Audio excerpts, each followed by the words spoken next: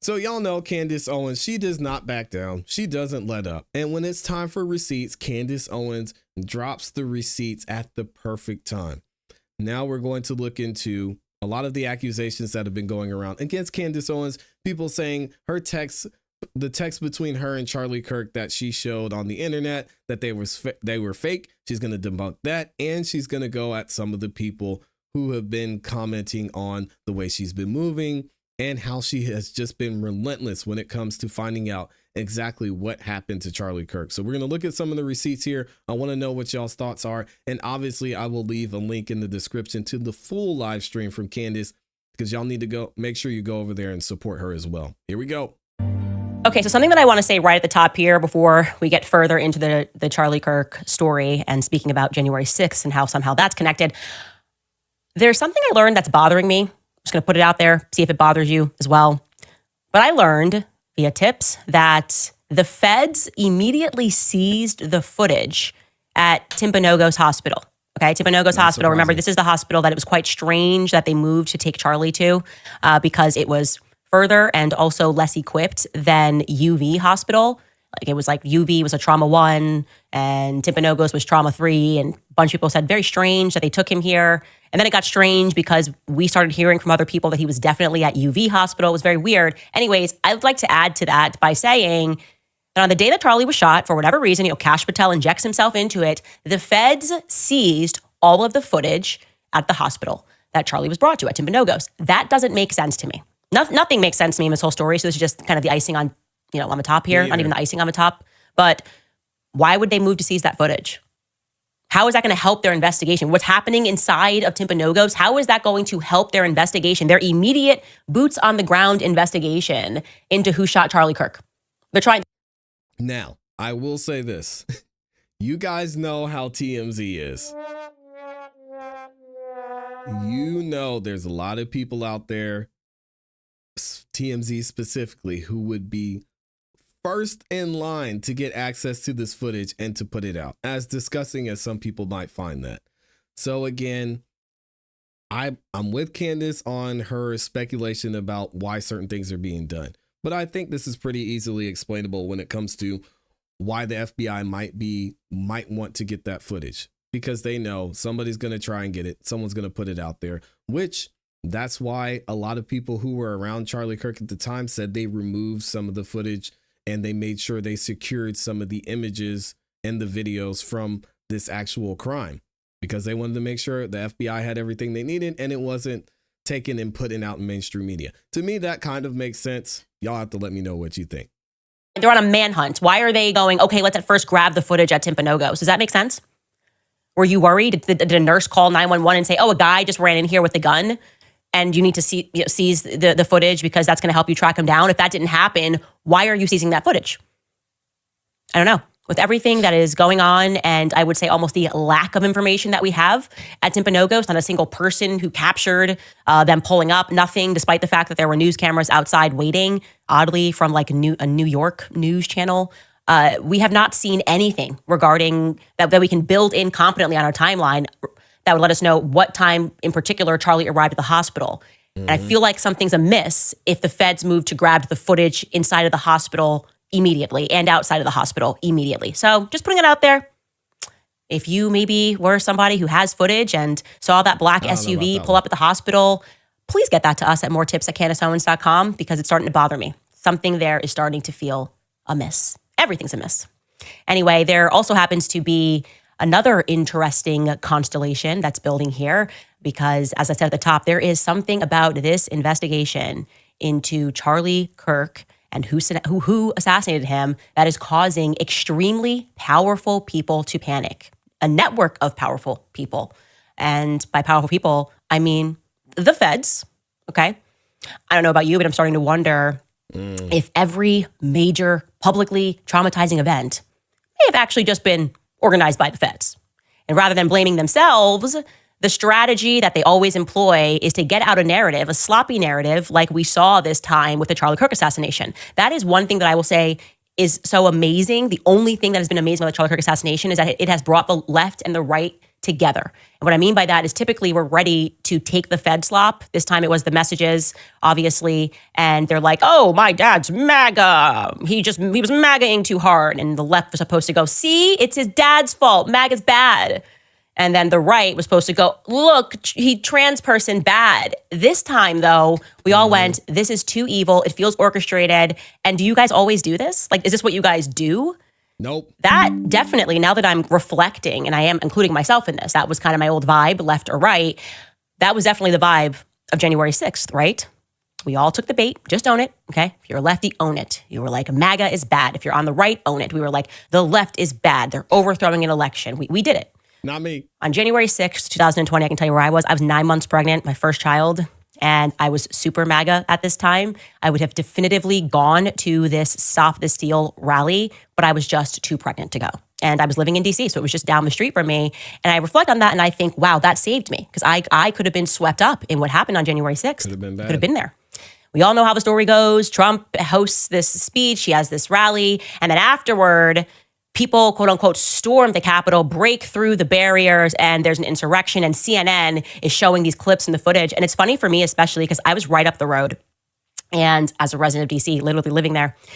And I was thinking how strange it was. I'm sitting on the couch with my husband, and we start getting all these phone calls, like from my sisters and family members asking if we're okay. And we didn't have the news on, and we're like, yeah, we're okay. So strange that you're calling. We don't even hear any noise. And it was actually the first time that there was peace in DC, meaning it was the summer of BLM riots. So it was strange that we never got called when people's cars were getting smashed and things were being burned to the ground. But suddenly we were getting phone calls because the media was there, right there. MAGA's gone too far. And they were showing all of this footage, and it was out of place, right? Now, I knew instantly as a DC resident that the feds were involved because of the pipe bombs. That was it. I knew they were involved when I heard that pipe bombs were mysteriously dropped off the night before at the DNC headquarters, RNC headquarters, and we just don't know who did that because I live there, and it's the Capitol, so every square inch there's a camera. You just can't do that. You can't just get away from being a couple of blocks away from the White House and dropping off pipe bombs, right? Anyways, this weekend, after 5 long years, finally, the person, and I'll say allegedly, because I guess we're going to have to wait for the feds to dispute this, but the person responsible for dropping off those pipe bombs was revealed to be a Fed. More specifically, a 31-year-old woman and a United States Capitol Police officer named Charlie Kirk, right? A reporter named Steve Baker, which deserves all of the credit on this amazing discovery. And I'm going to let you listen to Glenn Beck, who is interviewing Steve Baker, to tell you about how he came across this footage and how that went down. When I stumbled on what I stumbled on, and because as I said, I've been pulling these threads for years, and I pulled one last Wednesday, 2 weeks ago today, rather.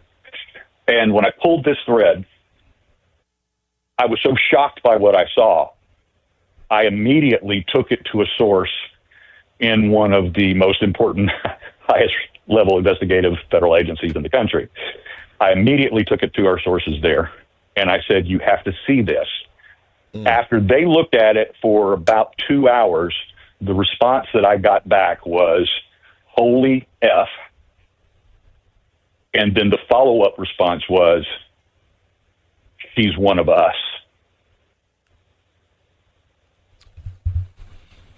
And when you find out the position, this is going to lead, it's not just this one person. This now will implicate so many people at the highest levels that had to have known because of what happened after January 6th.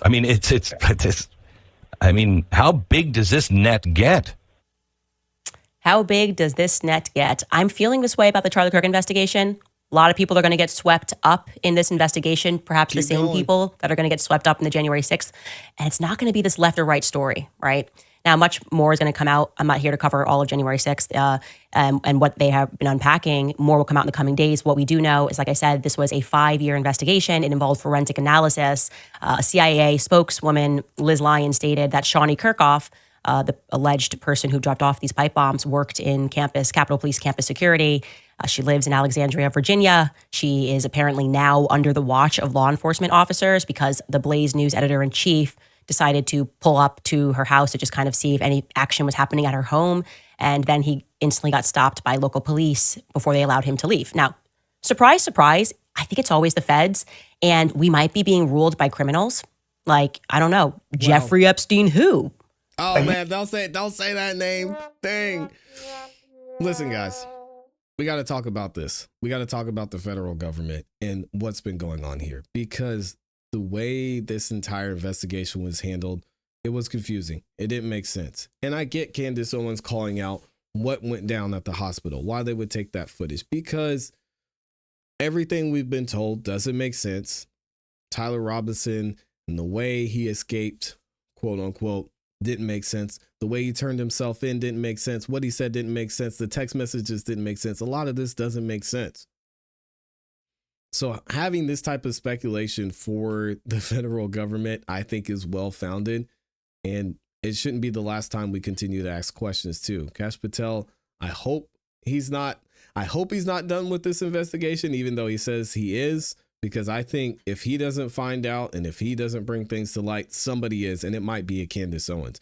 She's also going to talk about these text messages people were saying she faked, which I didn't really hear about this because I'm mostly focused on like the actual facts of things, but she's going to address it, and we'll see and look into it, is how interesting this is. Then there were these compounding lies, okay? Obviously, last week, we watched Ben press Meghan on stage. Very strange to see him do something like that, to see him just lie and try to pressure her with the lie. And it was also on the day that it was announced that this podcast was #1 globally. I responded on my show with the truth, showed you screenshots of what Charlie had said, told you honestly that he had kind of prevented Charlie from coming up, and that was certainly how Charlie felt. And then some guy named Frank McCormick on X started circulating, and then of course they instantly made a trend that I forged the text messages, that I just made them up. And I was just going to be so risky and throw these text messages up and just lie as if I wasn't going to get debunked quickly. Anyways, this is what he wrote on there. Candace Owens recently posted what she claims are more text messages from Charlie Kirk. He asked ChatGPT to analyze. Look at this next one. If you want to skip over to the next, he analyzed the bubble design, the profile placement, the header layout, font, spacing, color, balance, and he discovered that these were digitally fabricated. Bro, you didn't have to do any of that. You could just ask me to show you the messages. I show messages on this show. Like, I'm happy to show you guys this live. So just to give you the receipts here. Wait, Skylar, can you tell me in my ear, what did the message even say? Because I can look it up. Just give me like a sentence. Okay, keep going. You can somewhat hear him. Okay, hold on. That's not populating. It was because the way that it's spaced. Can you give me the sentence after that? There we go. That will work. We just have to treat him like noise. And there are there typos in that? Ben Shapiro. Too. Here we go. I found it. There we go. A little bit of typos. There we go. Okay, here we go, guys. Just to show you this, just looked it up on my phone. These are not made up text messages. You probably want to see the date here. You can see the time sliding. Hold on. We did not make up these messages. Okay. Iron sharpens iron. It's not a dominance partnership. Each hand washes the other. It is what Christ talked about as true partnership, reliant yet separate. None other dominant. Of course, there is struggle, disagreement, but each side gets stronger and sharper because of the other. This is us describing our partnership. These are just real. Like, what an absolute nonsense to think that I would make up text messages. Like, it's just such a nonsense. I don't even know what would be the point of that. What would be the point? Shout out to Candace. Listen, we're going to be here to support.